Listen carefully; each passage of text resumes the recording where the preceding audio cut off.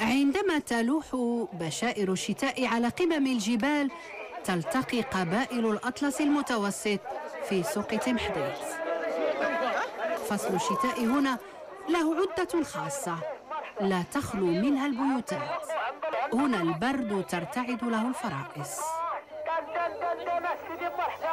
كنشريو بزاف ديال الحوايج باش حنايا كنديو هادشي ديال الحماص والعدس وداك الشيء اللي غادي ناكلو وبزاف ديال الحوايج، وكنشريو الكتيبه ديالنا الذره الشعير. تنجي في الوقيته ديال الشتاء تنبيع الفول الحمص العدس كلشي تيديو.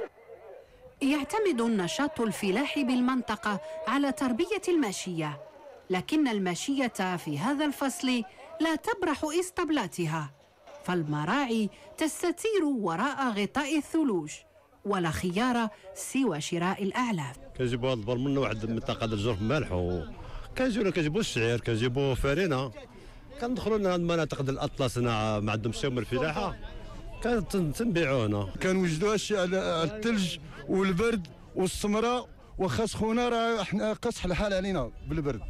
راه يصلح البرد هذا.